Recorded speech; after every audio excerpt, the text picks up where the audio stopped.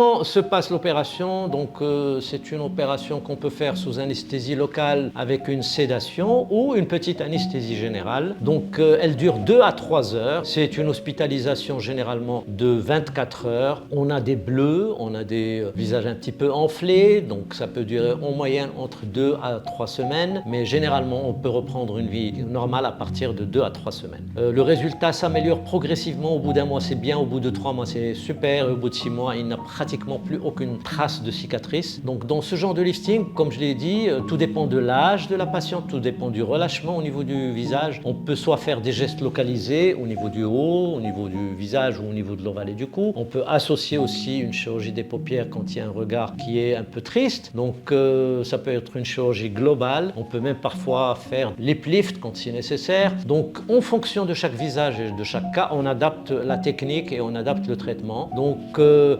évidemment, c'est une opération qui donne des rajeunissements parfois de 10, 15 jusqu'à 20 ans et c'est assez spectaculaire et surtout ce qui est bien, c'est qu'on n'a aucune trace de fake lift, donc de chirurgie visible que la personne a fait quelque chose sur son visage. Alors, en ce qui concerne un petit peu les risques et les complications, c'est comme toute opération, on a des risques et des complications, donc il faut savoir surtout les prévenir. Alors, on peut avoir des saignements, des petites hémorragies parfois, surtout chez les personnes qui ont des problèmes d'hypertension artérielle. Et c'est pour ça qu'on fait très attention de ne jamais opérer quelqu'un avec une hypertension artérielle instable. On peut avoir des problèmes d'infection, c'est exceptionnel. On peut avoir des problèmes de souffrance de peau, même de nécrose de peau, surtout chez les fumeurs et les fumeuses. Donc c'est pour ça qu'on évite d'opérer les fumeuses, ou en tout cas on leur demande d'arrêter quelques semaines auparavant et de ne pas fumer en post-opératoire. Et donc ça, c'est en ce qui concerne un petit peu les problèmes qui suivent l'opération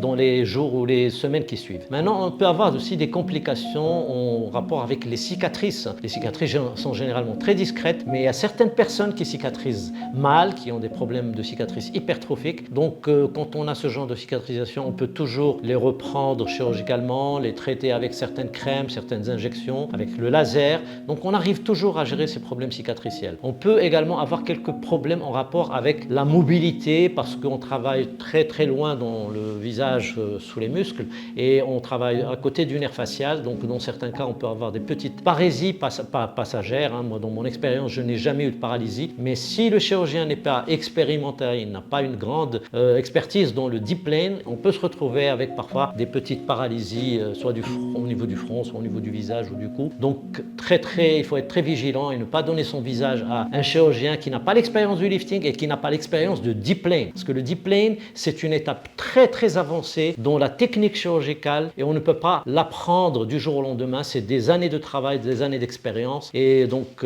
c'est comme ça qu'on peut arriver à avoir une expertise dans le domaine de la chirurgie du visage et du rajeunissement du visage.